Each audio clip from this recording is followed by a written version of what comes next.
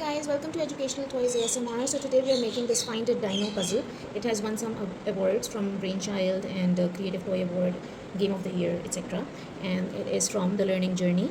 Okay, so it has this outline where they have all these dinosaurs with their names mentioned, and then it has a big picture on which we have to find those dinosaurs. Okay, this is for age 3 plus, and the puzzle size is huge. As you can see, this is the actual size. It's almost as big as my hand. So let's start making it.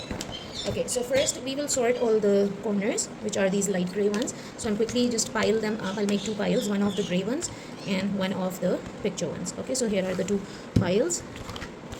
We'll be quick with this. So this is how I have always taught my children and my students to make the puzzles. First we sort the outlines. Now this puzzle has a specific kind of outline, but there are puzzles that don't have these, so then we find the straight sides or the smooth sides and then we sort them, and this would be our next step where we find these waves that will make the inner line after the outline. Okay, so let's quickly sort these and then we will start with making the outlines.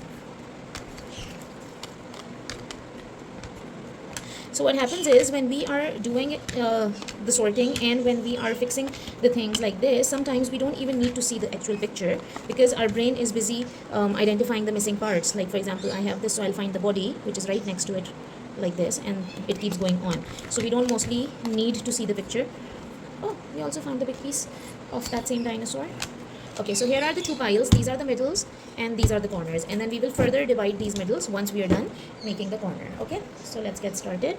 Now because they have written stuff on it, we will know which one will come on the base and which one will come on the top because of the writing. Okay, because it will obviously be straight, so we'll know. Now let's just put these like this where we can see each one of them.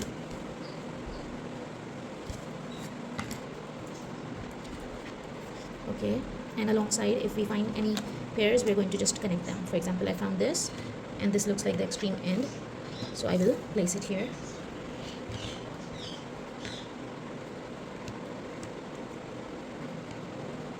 Okay, the alligator mouth.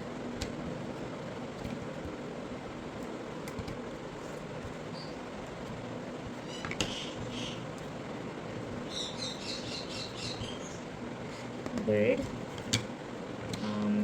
No, actually not. Okay, so now we have all of these in front of us. Here is the one that looks like a bird. It's called a pteranodon. I'm not so good at pronouncing the dinosaur names, so I'll just try my best, but bear with me. Okay, then we have this Rex Parasaurolophus. Okay, this one would go where these are the extreme ends, so we will just place them in the corner. Okay, this is another extreme end, so here we go. We have made one end and we have the other end here. Okay, this is a Apatosaurus. Let's find the Apatosaurus's face, so we can put it right here.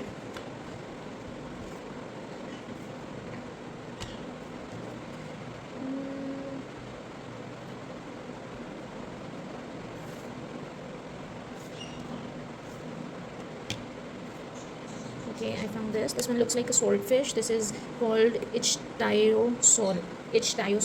I hope I'm pronouncing it right, but this is what it is. This one goes on the top. Then this one also goes on the top. Okay, this is the Stegosaurus. And since we see a little green here, this is going to connect with the... Oh, I was calling it an alligator. This is actually a rhinoceros because this is a dinosaur, of course. But how similar they are. So, you know, they might be the same families, like an alligator, a swordfish. They kind of look same. But, you know, dinosaurs are actually birds. So I wonder how would there be, like, fish and stuff. Okay, this goes here. No, but the color matches. This color also matches. This one will be at the corner. Yeah, right, we found it. Okay, and this is going to be at the bottom. Here we found the feet. This doesn't go here. We'll be needing another corner piece. Let's see where the corners are. This corner is going to be on this side. Tyrannosaurus Rex. So this is going to be below it. And here we go. And here we go. Okay. Then what comes next? these, I suppose. Yes. Okay, and then this is going to be here. We need a little more space. This is the max the camera can cover, so I hope it's going to cover the whole thing because this is ginormous. It is like 3 feet something in size, so I hope we'll be able to cover all of it. And we need something here. Here it is. This can't be. We need one more piece over there. And yeah, this one is going to fix here, and this will fit here. This goes here. I hope I am able to show you the entire thing. This corner is done. The top corner is not done. One piece is missing, and we need some more here. Okay, this corner is halfway through. This side is now done. Okay, so here, this corner is done. This edge is here. So I think we have missed out one corner. Maybe it's in the other pile. Maybe I missed it. This is huge. I have to go around the table to fix it. Okay, now let's find the outlines. We'll put all the, now we have to sort this again. All this middle pile will be on one side, and one pile that has, okay, this is the top one that I missed initially. Yeah, this is here. So now our outline is complete. I'll quickly give you a look. Okay, so our outline is complete. Now, because I need both my hands to make it, I will sort this. Okay, so what we had to do was we had to find these corners. Okay, so we will be using these because I can see where they go now. I'm just gonna put them together. So this one has something on this side, which means it will come here, and the snake, it's not a snake, it's a gigantophis. Okay, it looks like a snake. And this one that looks like a rhino is called a triceratops. This actually doesn't really look like a rhino, but the horns and everything is quite similar. So this is triceratops, and we also have the big triceratops here. So this is gonna go here. So it makes our lives easy when we are moving from outwards to inwards. Now we have this outline here, and this goes here. Okay, so this is it. Now we can just quickly have a look at the picture. Okay, so where are these leaves and these rings? I see them here, so it's going to be somewhere at the bottom, right here. If you can see, right here. I'm just going to place it like this so we can have a clearer look, like this. Okay, now these leaves are going to be, and it has a red thing maybe on top, and then we have some leaves over here. This is the part, I believe. Yeah, so, and this is the blue dinosaur's head. This is going to be somewhere here. Yeah, it fixes perfectly.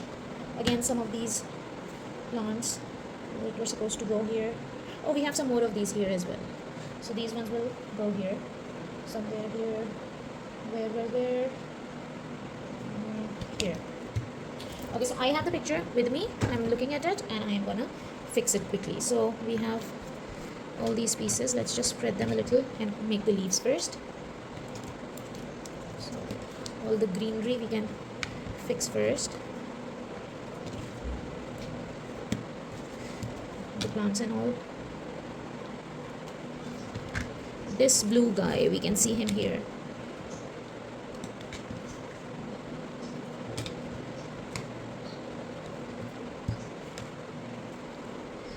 Some more babies maybe?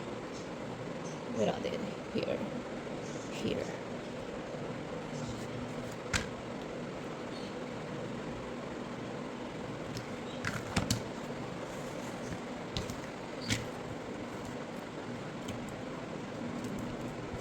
Okay, where does this go? Down here. Where is Mr. Alligator? I don't know what it's called. We'll have to check again. It's a Chronosaurus. Okay. And this guy is a Stegosaurus. And here is the Chronosaurus's mouth. So now this time I did not call it an alligator because now I do remember the name. Yay!